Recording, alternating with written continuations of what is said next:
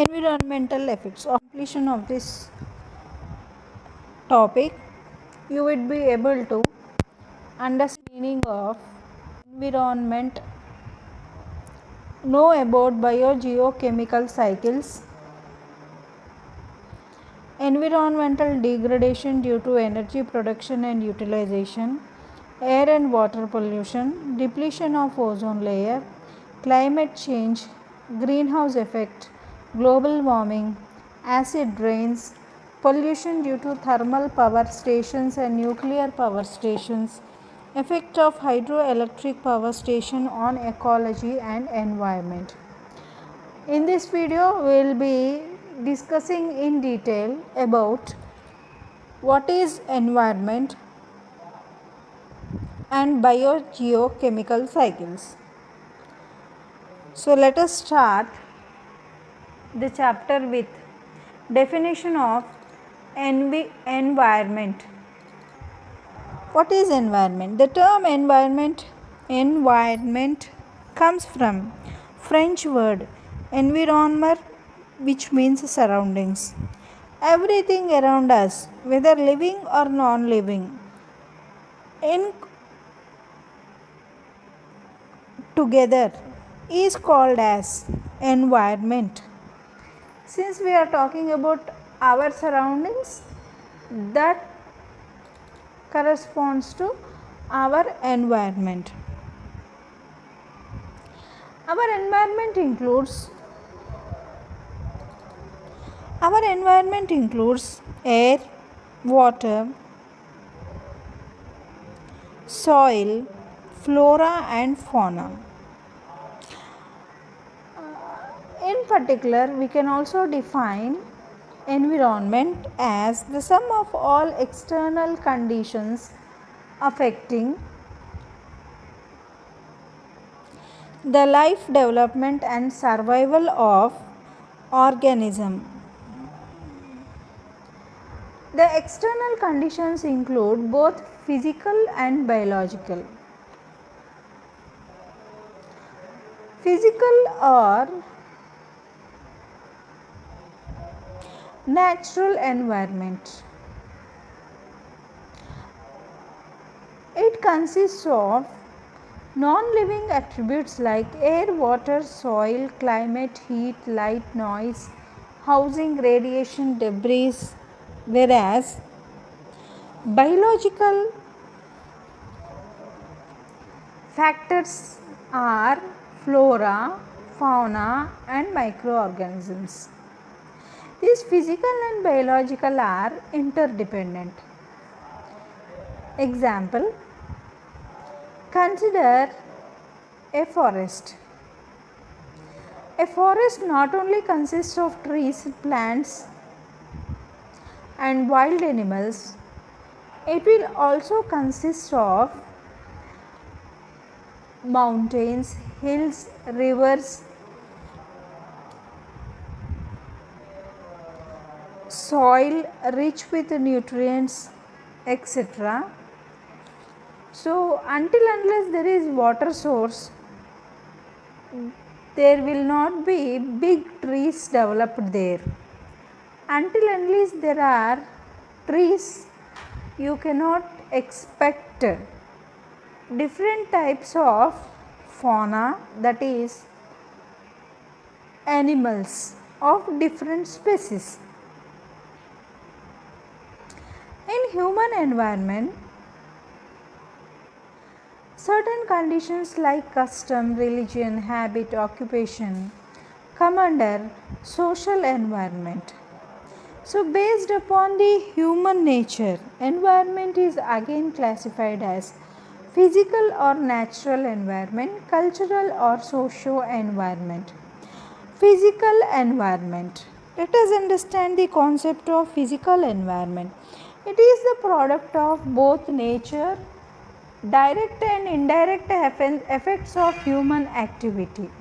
Example, rocks, minerals, temperature, humidity, wind, rain, water and other non-living elements. whereas cultural environment is man-made constructions like railways, population density, cultural background, culture of the people, technology development and other factors like personal, domestic, educational, means of transport, market facilities, government policies. All these come under cultural environment.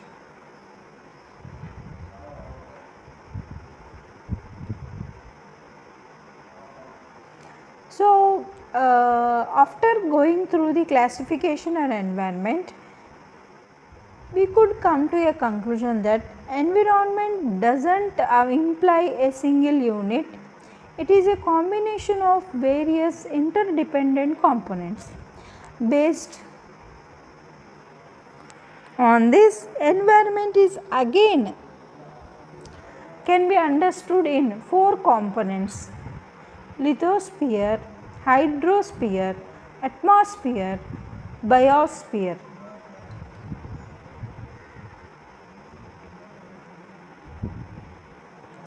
Let us start from lithosphere in detail. We could have come across these components in our early studies where we could have just dealt with the definition part. Now let us understand the concept behind or purpose of these components. Lithosphere. Lithosphere means rocks or upper part of the earth. The upper part of the earth is also called as crust. This crust is relatively less dense compared to the innermost part, just below the part of the earth. On the upper part, rocks are converted into loose material called as soil with a process of weathering. Weathering means disintegration or decay of rocks due to temperature, humidity and rainfall by nature. The nature of soil based on the nature of the parent rock from which it has been disintegrated and the present climatic conditions.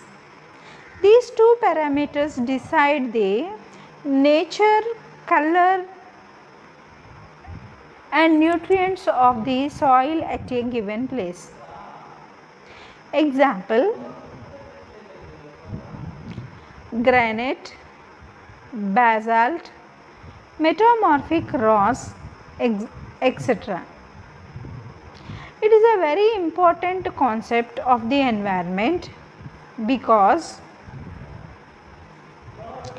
it has soil which is the main source of growing plants and various different species for living beings.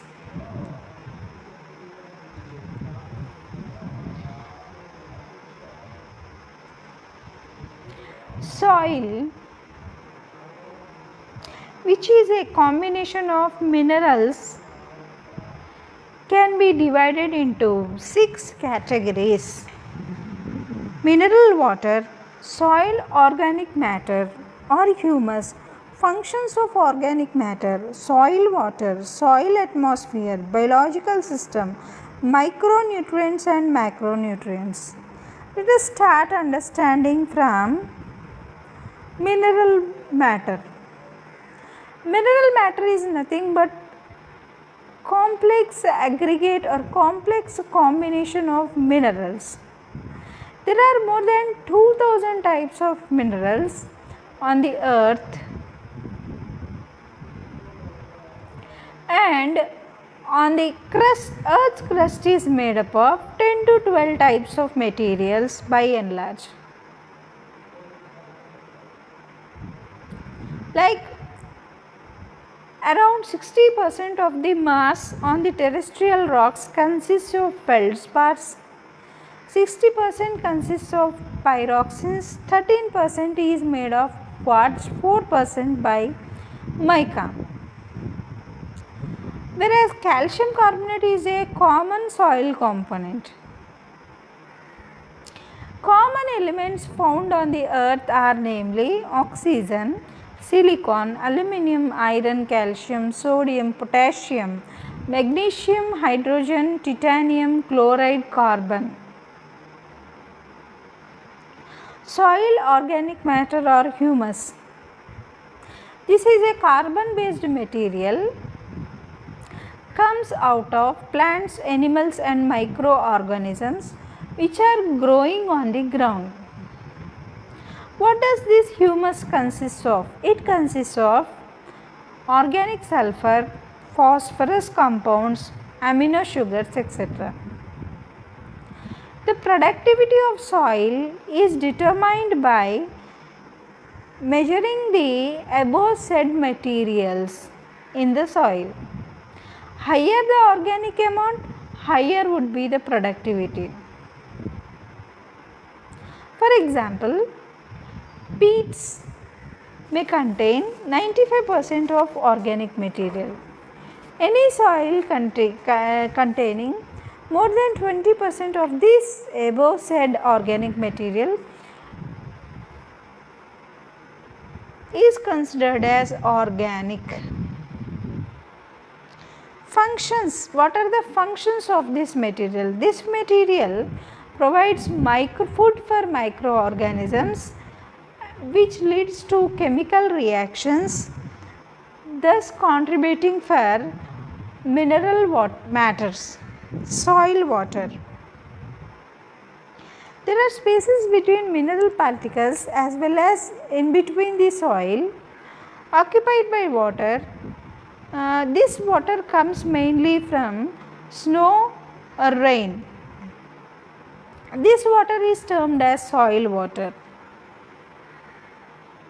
The amount of water that is collected by the soil depends on the size and shape of the mineral material and the number of pore spaces between the soil. And hence, based on these conditions, soil is in turn divided into salt, silt, clay, loam, different forms of water holding caliber. For example, sand has large particles, can hold more amount of water among the particles.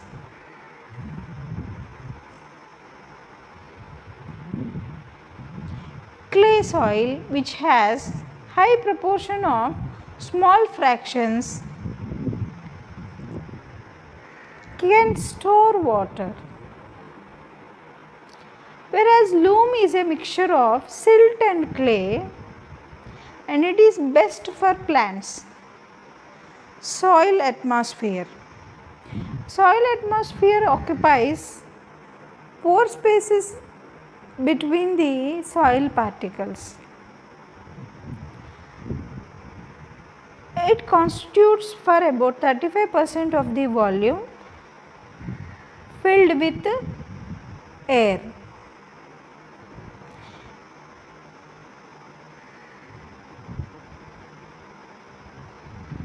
The concentration of oxygen decreases in the soil and carbon dioxide increases because this soil leads to, among the soil, the matter gets decayed due to the organic material present in it. This process of increasing carbon dioxide in groundwater will result in acidic nature, and hence carbon dioxide will lead to disintegration of carbonate material like calcium carbonate. Biological system. Apart from the above said systems, every soil has its own types of species of plants growing in it. Apart from plants, there are some sort of bacteria, algae, protozoas also growing within the soil.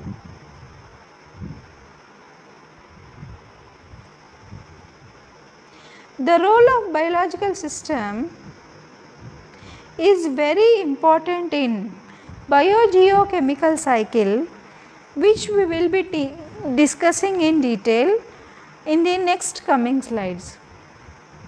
Micronutrients and macronutrients. These are the salts that are dissolved into the soil and are required for the existence of living organisms. Based upon their composition, they are also classified as macronutrients, micronutrients. Nutrients which are present in large quantities like carbon, hydrogen, nitrogen, potassium, calcium, oxygen, etc. are called as macronutrients. Nutrients that are present in very less quantity, less than 5%, are termed as macronutrients. These macronutrients can also be added into the soil artificially, which are also important for the operation of the living systems, but in smaller quantities. If they are present more than the required quantity, or these micronutrients become large in proportion, that will lead to many poisonous effects and thus ceasing the existence of living organisms. ఈ micronutrients ఎక్కువయ్యే కొద్దీ ఆ ప్రదేశాలలోని మట్టిలో జీవచరాశులు ఉండడానికి అనువు కాని వాతావరణం ఏర్పడడంతో అక్కడ ఉన్న జీవ జంతువులన్నీ కూడా నశించే ప్రమాదం ఉంటుంది.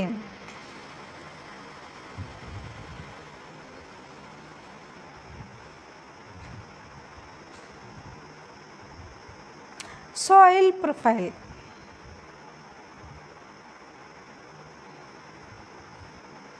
We are not going to in detail discuss about this soil profile, but in a given area, if there is a good sort of plantation, it will have a common set of soil profile. Like first layer will be organic litter, second layer will be rich in humus, third layer corresponds to minerals, fourth layer corresponds to clay material, and the last comes the calcium and magnesium carbonates.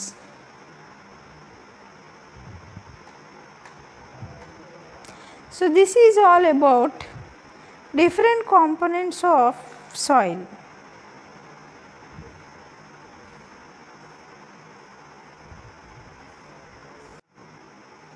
Hydrosphere. What is this hydrosphere? In this part of the environment, water is available either in liquid or in the solid form.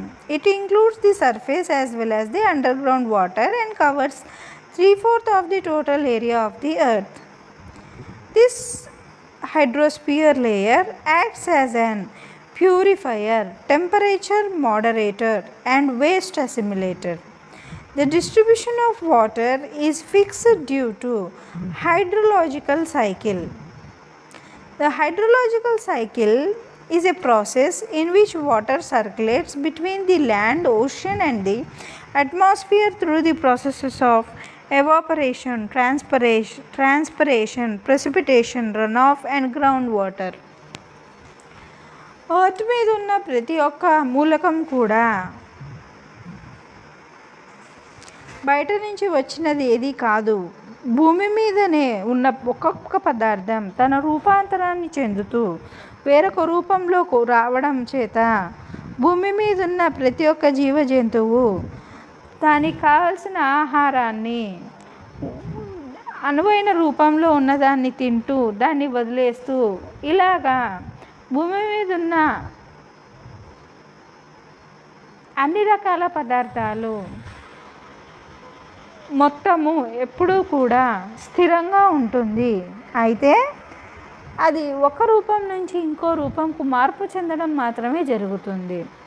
దీనికి ఉదాహరణగా మనం నీటిని తీసుకున్నట్టయితే భూమి మీద మొత్తం ఉన్న నీటి శాతం ఇంతవరకు ఎప్పుడూ కూడా ఎటువంటి తేడా లేదు. అయితే ఈ నీరు అనేది వేరు పద్ధతుల ద్వారా ఫస్ట్ ఆవిరిగా మారి సముద్రంలో నీరు ఆవిరిగా మారి ఆవిరైన నీరు మరి మేఘాలుగా మారి ఆ మేఘాలు బరువెక్కడంతో వర్షపు నీటి రూపంలో మనకు మంచినీటిని ఇవ్వడం అనేది కొన్ని వేల సంవత్సరాల నుంచి జరుగుతున్న తంతే. అంటే దీన్ని బట్టి మనం ఏం అర్థం చేసుకోవచ్చు అంటే టోటల్ మొత్తం నీటి మొత్తం ఘన పరిమాణము భూమి మీద ఎటువంటి మార్పు లేదు. కానీ ఇలాంటి ఒక చైన్ రియాక్షన్స్ జరగడం వల్ల ఒక సైకిల్స్ జరగడం వల్ల ఉప్పు నీరు మంచి నీరుగా మారడం అనేది జరుగుతుంది. అయితే మనిషి చేసే రకరకాల పనుల వల్ల మంచినీటి శాతం భూమి మీద రోజు రోజుకు తగ్గిపోవడం చాలా విచారకరమైన ప్రమాదకరమైన విషయం. సో ఒక్కసారి మనం ప్రపంచం మొత్తంలో ఉన్న నీటి యొక్క పరిమాణాన్ని తీసుకున్నట్టయితే నీరు వేరు రూపాలలో వేరు చోట్ల వేరు ఘనపరిమాణంలో ఉంది. ఫర్ ఎగ్జాంపుల్ ఉదాహరణకు సముద్రాలలో ఉన్న నీటి శాతం మొత్తం మనం లెక్కించిన దాని యొక్క విలువ it will be equal to 1.3 into 10 to the power of 9 kilometer cube volume. అదే స్వచ్ఛమైన నీటి సరస్సులను లెక్కించినట్టయితే వీటి యొక్క శాతం 1.3 into 10 to the power of 5 kilometre cube ఘన పరిమాణము.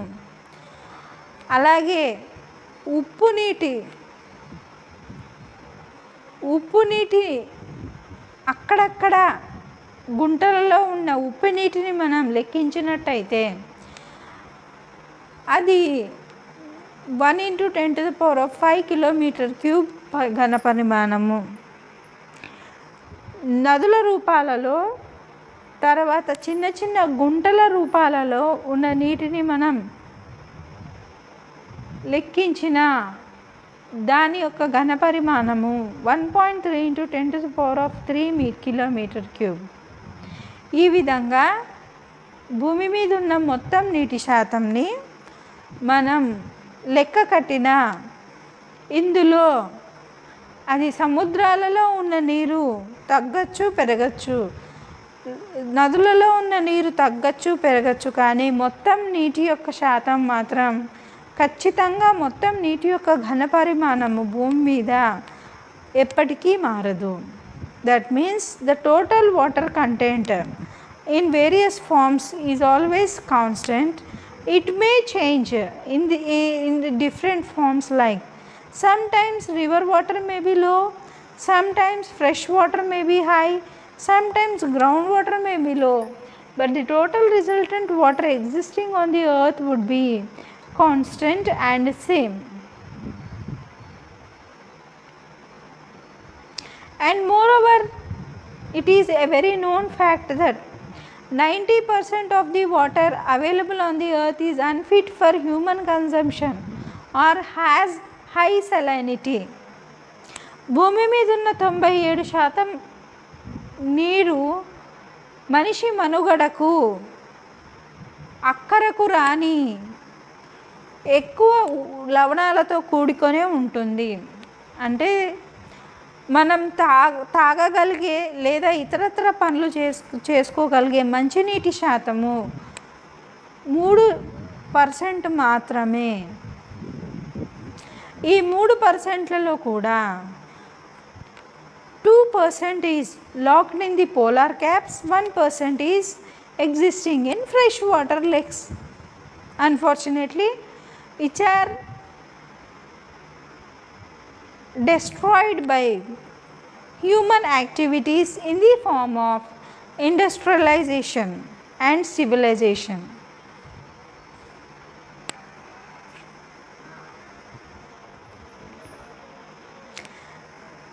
This process of conversion of water through various processes is called as hydrological cycle.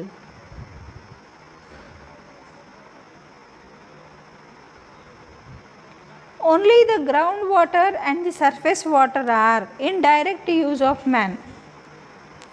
మనిషి వాడుకోగలిగే అందుబాటులో ఉన్న నీరు కేవలం భూమి నుండి మనం బోర్ వేసి తీసుకోగలిగే నీరు, భూమి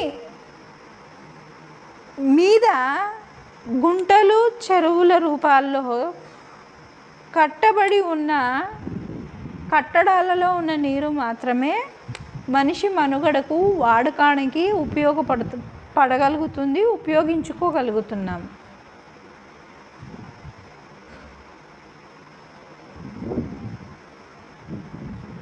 అయితే ఇందులో కూడా ground water will depend upon the quality of soil where we are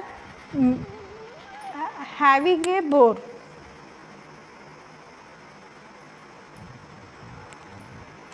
So this is all about hydrosphere. Atmosphere, which is a very interesting concept of our chapter.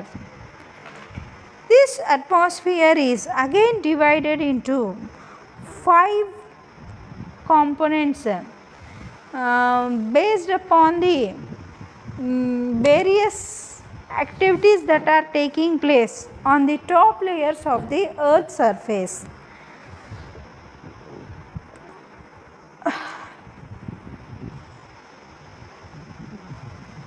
As we all know, earth is surrounded by various types of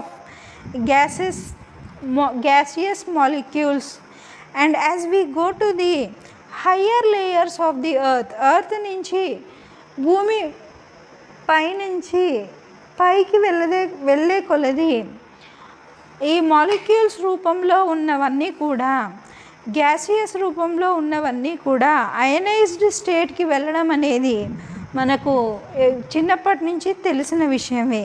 అయితే based upon the existence of these molecules, this atmosphere is again divided into 5 layers: troposphere, stratosphere, mesosphere, thermosphere, ionosphere.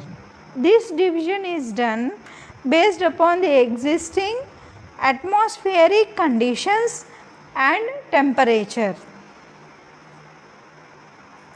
భూమి మీద నుంచి మనం higher ఆల్టిట్యూడ్స్కి వెళ్ళే కొలది, earth నుంచి మనం higher ఆల్టిట్యూడ్స్కి వెళ్ళే కొలది అక్కడ ఉన్న మాలిక్యులర్ స్టేట్ చేంజ్ అవుతుంది.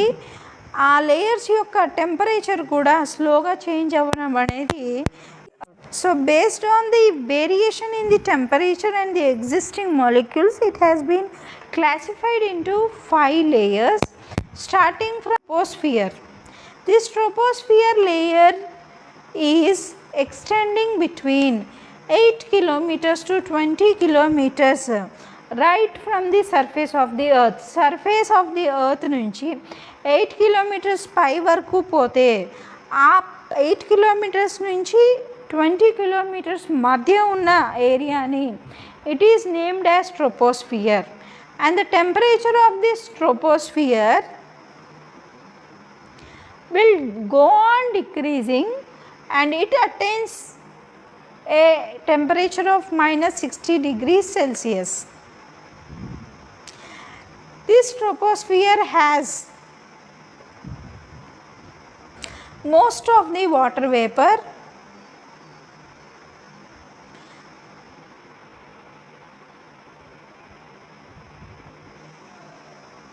dust and smoke. ఆ 20 కిలోమీటర్స్ పైన చూసుకున్నట్లయితే 20 kilometres to 50 kilometres above the earth surface around the earth sphere it is named as stratosphere, where stratosphere temperature will be increasing as we go higher towards 50 kilometers, and the highest temperature obtained will be 0 degrees Celsius. Due to this temperature, there are no clouds, no dust and no water vapor.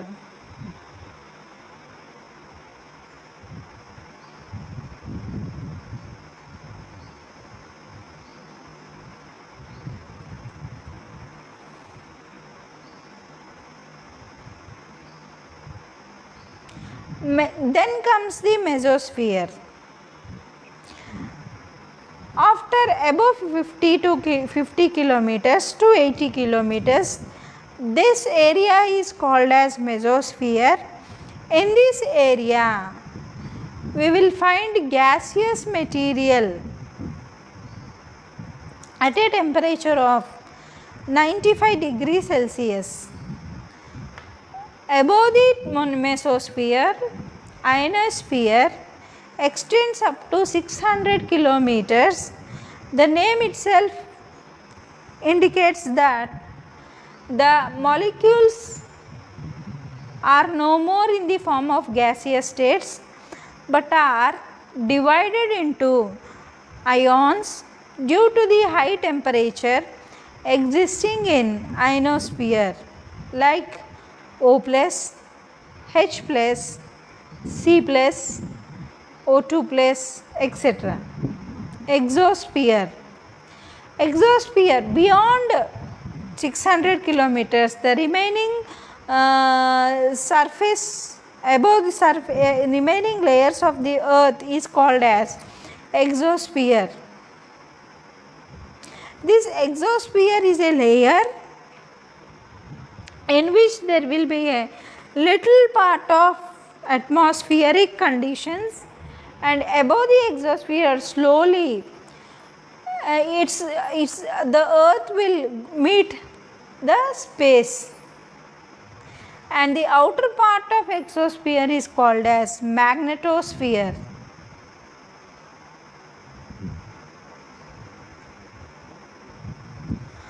So this is all about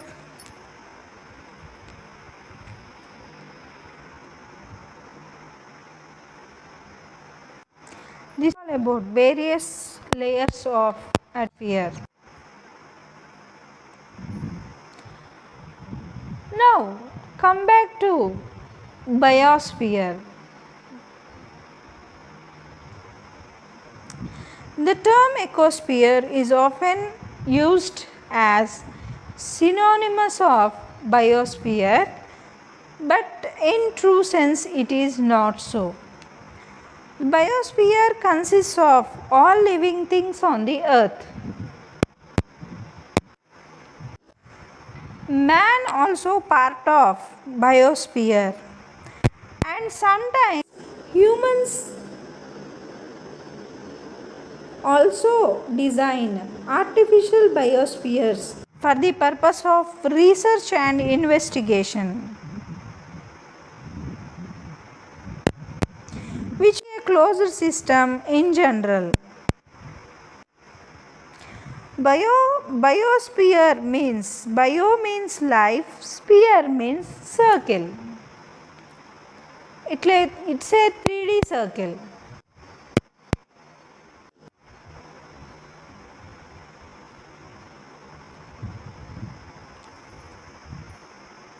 Now let us understand what happens in biosphere. We all know that life on earth depends on green plants as well as water. Plants use sunlight during the process of photosynthesis, produce food, which in turn is taken by animals, and the byproduct oxygen for living of the animals. But slowly plants and animals have evolved with complexity.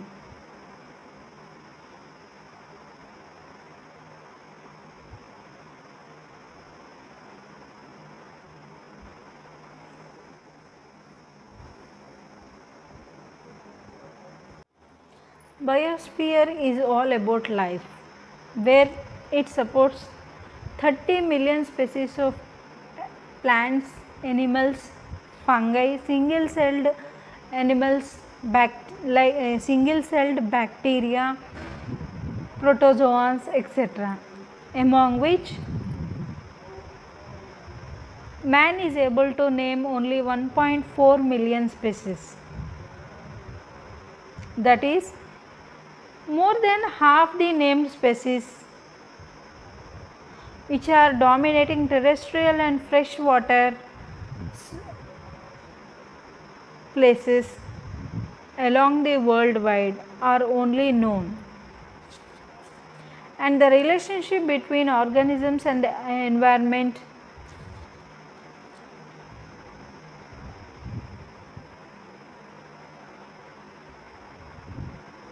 is just has begun to be understood by man.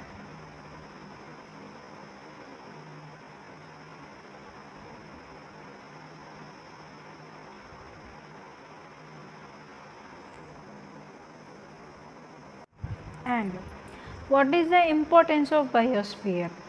The continuous function of the biosphere depends on the maintenance of interaction between the living and non-living material at a given place. For example, earth is having so many species placed living on it, forming biological communities. These biological communities have been developed so slowly and so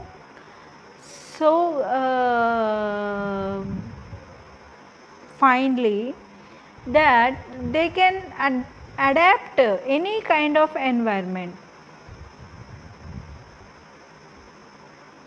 Starting from low temperature regions like Antarctica to near boiling temperatures of geysers.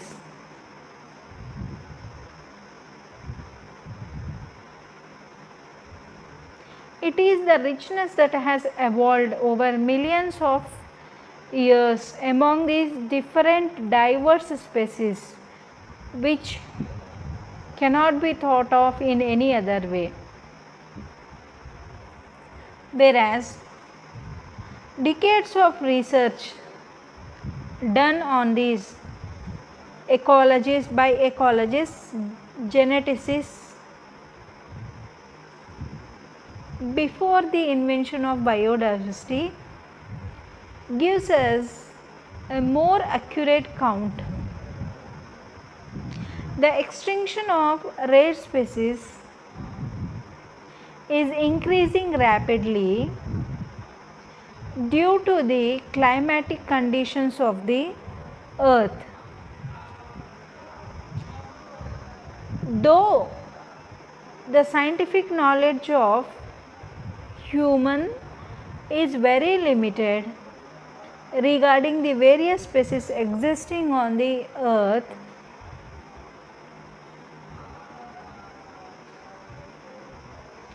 Each new decade is producing steady stream of papers showing that biological and physical elements are interconnected or interdependent. That is, the loss of one species will have a drastic effect on the ecosystem and the relationship among the organisms, which includes the existence of humans on the earth. A biologist, Edward Wilson, who used the term biodiversity, estimated that in the 20th century the extinction of species counts to be 27,000. Most of them are from small tropical organisms.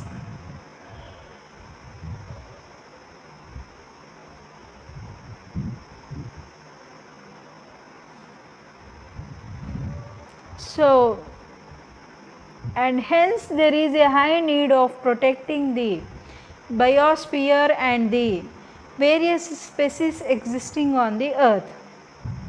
And before going to talk about this, earth consists of biosphere has these three cycles taking place continuously, which leads to the existence and evolution of various species on the earth. First comes the water cycle, next comes the carbon cycle, third comes the nitrogen cycle.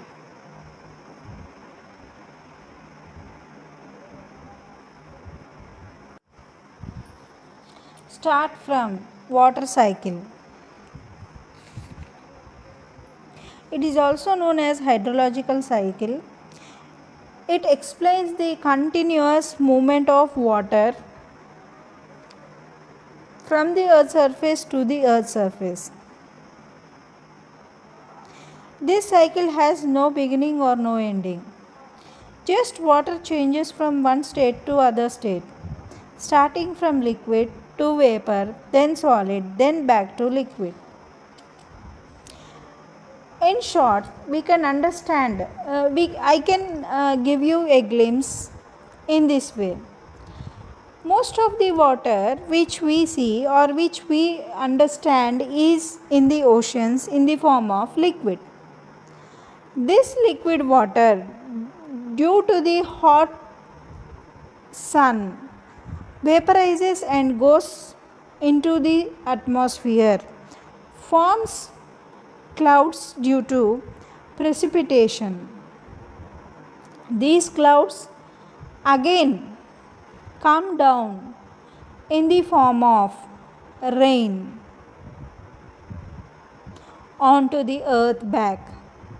Thus, the water from liquid state has went to vapor state, then it got condensed due to precipitation, comes back again onto the earth in the form of liquid.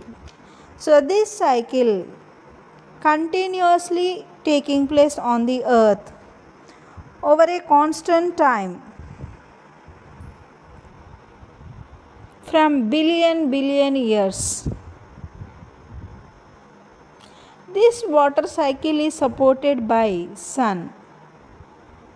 Then comes the carbon cycle.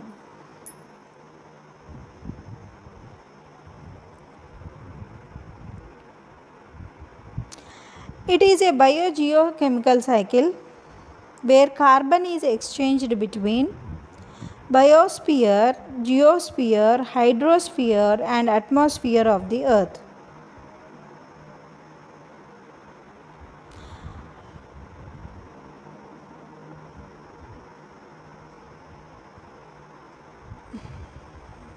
The carbon that is existing in animals and plants, when they die, is buried into the earth under high pressure.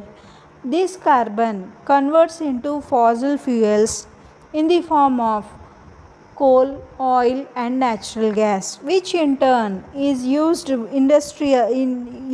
by the humans, gets converted into gaseous form and combines with various gases on the atmosphere, then comes down onto the earth in various processes, majorly in the form of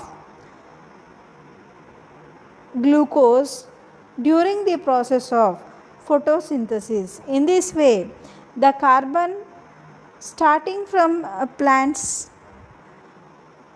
is transported to animals, then decayed and buried into the earth, forms fossil fuel, which is again emitted in the form of carbon monoxide, carbon dioxide, which is again coming back to the plants through the process of photosynthesis and stored in the form of glucose. Then comes the nitrogen cycle. Nitrogen cycle describes the transformation of nitrogen in nature, which includes various gaseous components.